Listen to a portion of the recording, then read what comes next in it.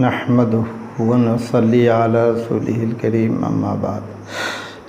دروس قرآن کا یہ سلسلہ وار مضمون جو چل رہا ہے، اس میں سورہ فاتحہ میں آج ایک نئی آیت کا سلسلہ شروع ہوگا اور انشاءاللہ آج ہی اس کی تکمیل بھی ہو جائے گی۔ دھیان سے ان باتوں کو سنیں گے، انشاءاللہ فائدہ ہوگا۔ ایک ہے تقریر اور ایک ہے خطابت اور ایک ہے درس قرآن، یہ دونوں میں بڑا فرق ہے۔ خطابت اور تقریر میں سننے والے کو بہت کچھ لطف آتا ہے، مزہ بھی آتا ہے، اور درس قرآن میں چونکہ اس میں قرآن کریم کے سمجھنے کے لیے قواعد کا بھی تذکرہ ہوتا ہے، تو شروعاتی دور میں زیادہ لطف اور مزہ نہیں آئے گا، لیکن جیسے جیسے مضمون سے مناسبت ہوگی اور بات آگے آئے گی ویسے ویسے لطف میں اضافہ ہوگا۔ شروعاتی دور میں ایسا ہی ہوگا۔ میں قواعد بیان کرتا ہوں، وہ بھی بالکل ان لوگوں کو سامنے رکھ کر جن کو بالکل کچھ نہیں آتا قواعد وغیرہ، اور اس میں بہت سارے لوگ ایسے بھی ہوں گے جو پہلے سے قواعد پڑھے ہوئے ہوں گے، تو ان کے لیے کوئی دقت نہیں، ان کو بہت آسانی ہوگی اور ان کو شروع سے ہی لطف آ سکتا ہے۔ بہرحال جو باریک قواعد ہیں اس کا تذکرہ ابھی نہیں ہوگا، جو عام فہم قواعد ہیں جس کا سمجھنا آسان ہے اس کا تذکرہ ہوگا۔ تو لیجیے آج کے اس میں درس میں ایاک نعبد و ایاک نستعین کی تشریح ہے۔ ایاک نعبد یہ کیا چیز ہے؟ جیسا کہ میں نے پہلے سبق میں بتلایا تھا، مالکی یہ اسم مشتق کی 7 قسموں میں سے ایک قسم ہے اسم فاعل، تو وہ اسم فاعل ہے۔ اسم فاعل مجرد میں فاعل کے وزن پر آتا ہے، اور جو مزید ہے اس کا قاعدہ الگ آئے گا۔ فاعل کے وزن پہ جو صیغہ آتا ہے اس کو اسم فاعل کہتے ہیں، اور اس کے اور قواعد ہیں جس قواعد کا تذکرہ بعد میں ہوگا۔ مختصر لفظوں میں یہ ہے جو بتلایا۔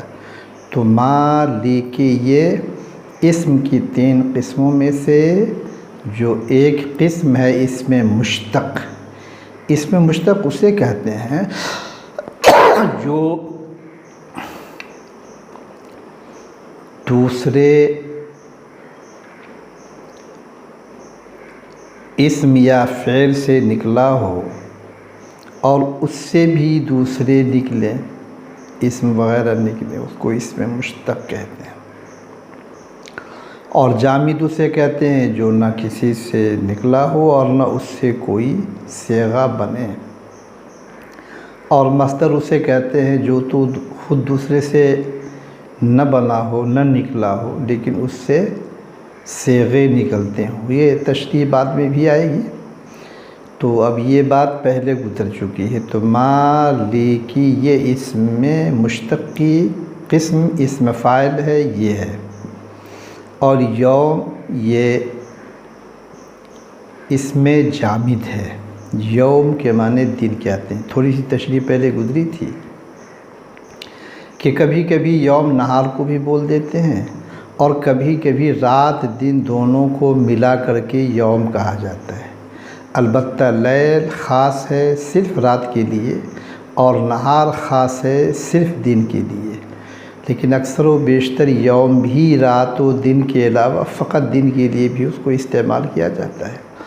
یوم کی جمع ایام ہے، قرآن شریف میں یہ جگہ جگہ پر یہ لفظ آنے والا ہے۔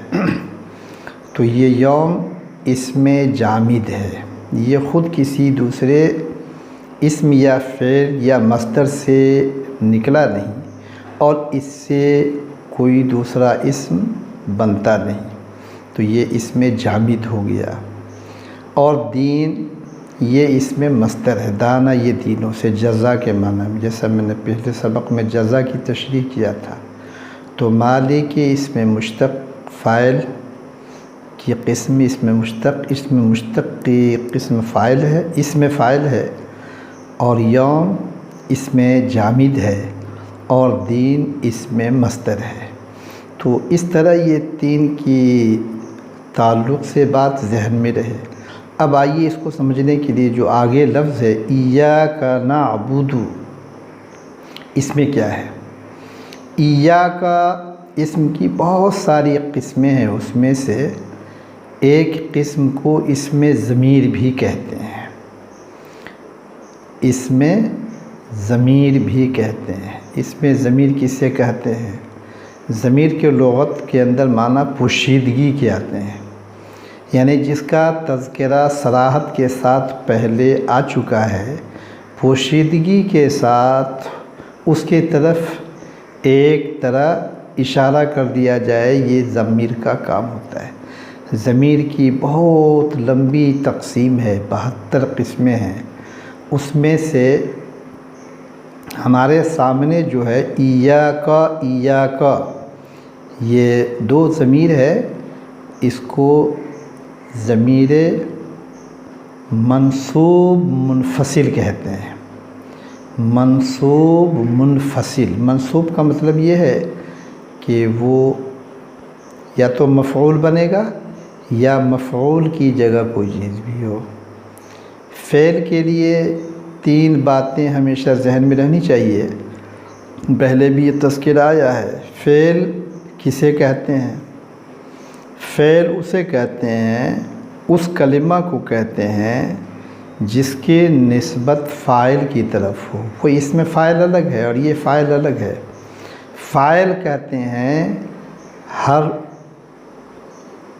اس ذات کو فعل کا جس کے ساتھ تعلق ہو، جس کی طرف جس کے وجود کا تعلق، جس فعل کے وجود کا تعلق اس کے ساتھ ہو، اس کو فعل کہا جاتا ہے۔ تو فعل میں نسبت الی فاعل ما کا وجود ہوتا ہے، تو ہر فعل کے لیے ضروری ہے کہ فاعل کی طرف نسبت ہو، یعنی جس کے ساتھ اس کا وجود متعلق ہے۔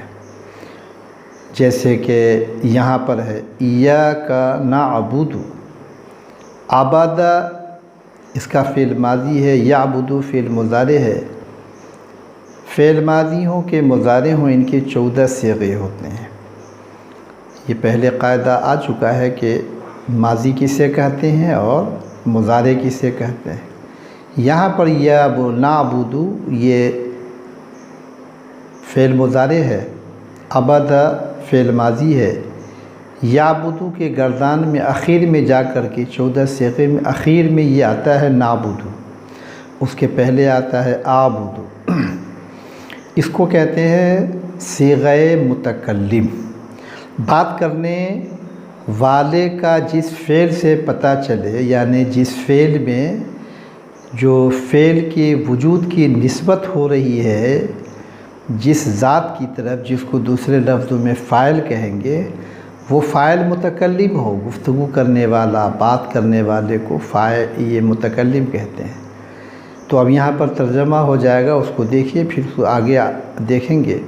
ایاک نعبد، یہ ایاک یہ مفعول ہے جس کو یا نعبد سے پہلے لایا گیا۔ اکثر و بیشتر قاعدہ یہی ہے کہ فعل کے بعد مفعول آتا ہے، لیکن کبھی کبھی فعل سے پہلے مفعول لاتے ہیں، اس کے اندر حصر مقصود ہوتا ہے۔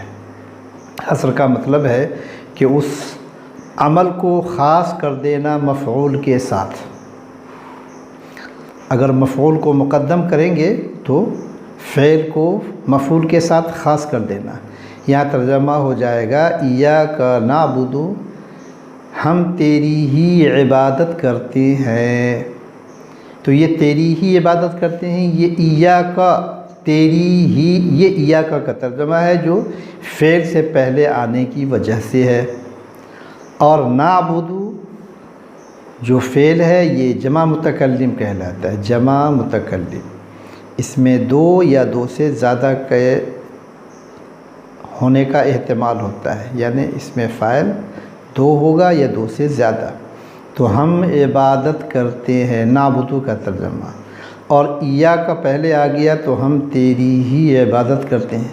تو ہم جو تیری یہ عبادت کرتے ہیں، یہ جو ہم کا لفظ آ رہا ہے یہ نعبدو کے اندر ضمیر ہے، ضمیر مستتر کہی جاتی ہے، جو نحن ضمیر مستتر ہے اس کے اندر، یعنی وہ پوشیدہ ہے، تلفظ میں نہیں ہے۔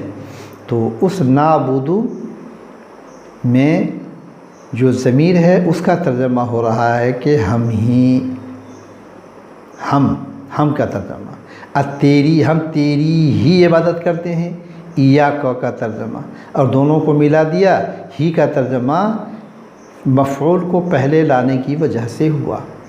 تو اب جو ایاک کی ضمیر کہلاتی ہے، اس ضمیر کا نام ہے ضمیر منصوب منفصل، وہ ہمیشہ فعل سے جدا ہو کر کے آئے گی، مل کر کے نہیں آئے گی۔ اور نعبدو کے اندر جو نحن ضمیر جس کا ترجمہ ہم سے کر رہے ہیں، اس ترجمے کے لیے جو ضمیر استعمال ہوئی اس ضمیر کا نام ہے ضمیر مستتر، مرفوع، ضمیر مستتر۔ ضمیر مستتر ہمیشہ مرفوع ہی ہوتی ہے، پوشیدہ جو ضمیر ہوتی ہے وہ ہمیشہ مرفوع ہوتی ہے۔ مرفوع اس کو کہتے ہیں جو فاعل کی جگہ پر آ جائے، اس ضمیر کو ضمیر مرفوع کہیں گے جو ضمیر مستتر میں، عام ضمیر میں نہیں۔ عام ضمیر میں تو کبھی ضمیر مبتدا ہے، کبھی ضمیر خبر بھی ہے، تو ان دونوں صورتوں میں وہ ضمیر مرفوع ہے، لیکن جب ضمیر مستتر ہوگی تو وہ ہمیشہ ضمیر فاعل ہوگی۔ تو یہاں پر نعبدو کے اندر نحن ضمیر مستتر ہے، یعنی پوشیدہ ہے، جو لفظوں میں ظاہر نہیں، جس کا تلفظ نہیں کیا جا سکتا ہے۔ اب یہ کہ فعل مضارع میں ضمیر کی جو قسمیں ہیں، جو ضمیر مرفوع ہیں اس کی قسمیں ہیں، تفصیل کے ساتھ آئندہ گاہے گاہے اس کو بتلائیں گے انشاءاللہ۔ تو یہاں پر ایاک نعبدو ایک ہلکی سی اس کی تشریح ہو گئی، اور آگے بعین ہی یہی ہے، معنی صرف بدل رہا ہے۔ ایاک نعبد و ایاک نستعین، ہم تیری ہی عبادت کرتے ہیں، یہ تشریح گزر گئی، اور آگے ہے اور ہم تجھ ہی سے مدد چاہتے ہیں، و ایاک نستعین، وہاں پر ایا نستعین سے پہلے ہے، اور نستعین بھی یہاں پر فعل مضارع کا صیغہ جمع متکلم ہے، اس میں بھی ضمیر مستتر نحن ہے۔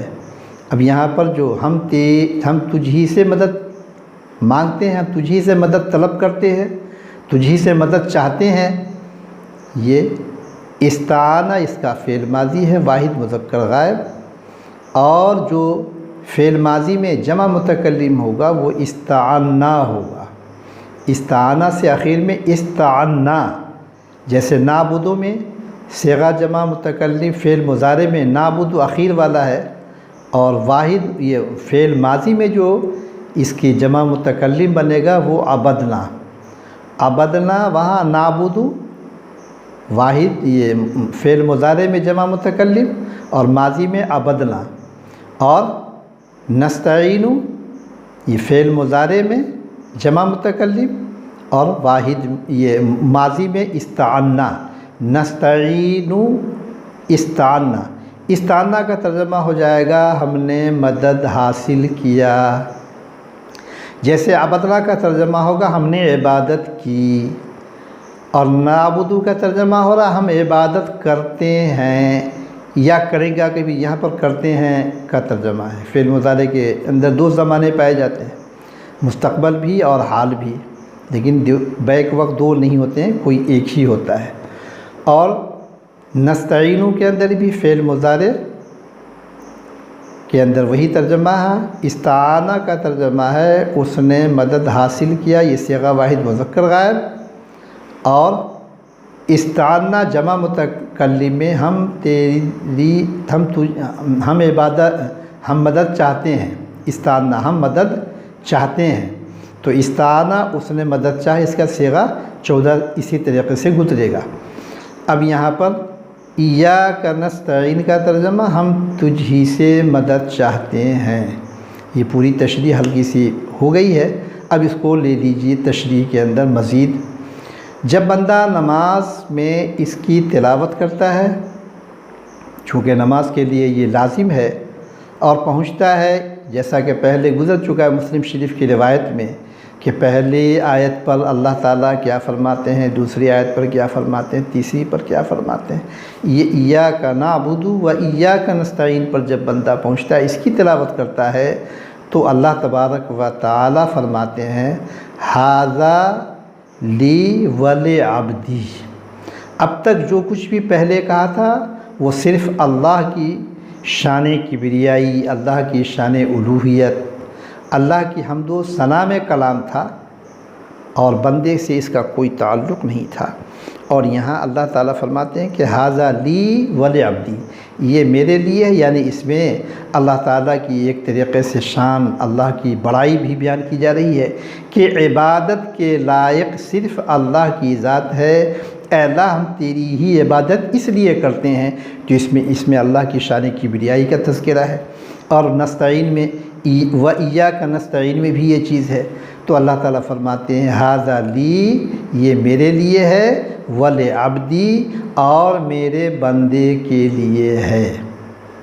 ھذا لی ولعبدی، تو اوپر میں گویا کہ دعا کرنے کا طریقہ بتلائے گا۔ یہی طریقہ ہے کہ جب کوئی بڑے کے سامنے پہنچے تو پہلے ان کی بڑائی، کبریائی، ان کی شان و شوکت، ان کے مرتبے اور مقام، ان کے منصب کو سمجھے، اور پھر ان کے سامنے ان کلمات کے ذریعے آداب بجا لائے، اور پھر اس کے بعد آگے جو ہے وہ درخواست ہے۔ یہ درخواست آگے جو کی جا رہی ہے یہ بہت قیمتی شے ہے، اسی لیے کہا گیا کہ یہ در حقیقت سورہ فاتحہ کیا ہے، یہ اجمال میں جو مکمل قرآن شریف ہے اس کا خلاصہ اور نچوڑ سورہ فاتحہ میں ہے، اس کا نچوڑ اور خلاصہ سورہ فاتحہ میں ہے۔ تو انشاءاللہ آگے کی تشریح میں جو بات آئے گی اس کے تعلق سے ابھی یہ روایت نقل کر دیتا ہوں۔ یہاں پر تو اللہ تعالیٰ فرماتے ہیں کہ ھذا لی ولعبدی، یہ میرے لیے ہے اور میرے بندے کے لیے ہے، اور آگے فرماتے ہیں، آگے کے لیے آخر تک کی ساری آیتوں کے بارے میں فرماتے ہیں کہ وَھذا لعبدی، یہ میرے بندوں کے لیے ہے، وَلعبدی ما سأل، اور میرے بندے کو وہ تمام چیزیں ملیں گی جو میرا بندہ مجھ سے مانگ رہا ہے، جو مجھ سے مانگتا ہے، جو بندہ نے مجھ سے مانگا۔ تو گویا کہ اللہ تعالیٰ درخواست قبول کر لیتے ہیں۔ اب یہاں پر جو درخواست اہدنا الصراط المستقیم سے آگے ہے، اللہ تعالیٰ اس کے بارے میں فرماتے ہیں کہ یہ سب میرے بندے کے لیے ہے۔ تو آئندہ کے سبق میں اہدنا الصراط المستقیم کی تشریح ہوگی، اور ایاک نعبد کا یہ ابھی تک ترجمہ ہوا ہے اور وہ حدیث نقل کیا گیا ہے۔ اب یہ انشاءاللہ تفسیر کی شکل میں جب سورہ فاتحہ کی تکمیل ہو جائے گی اس انداز میں، تو پھر الحمدللہ رب العالمین سے لے کر کے انشاءاللہ غیر المغضوب علیہم ولا الضالین کی ایک ساتھ تشریح کی جائے گی۔ اللہ تعالیٰ سے دعا کریں کہ اللہ تعالیٰ ہم سب پوری طریقے سے قرآن کریم کو سمجھنے کے لیے جتنے تقاضے ہیں اپنے ان تمام تقاضوں کو آگے پیچھے کر کے اس کو سمجھنے کی کوشش کریں۔ وآخر دعوانا الحمدللہ۔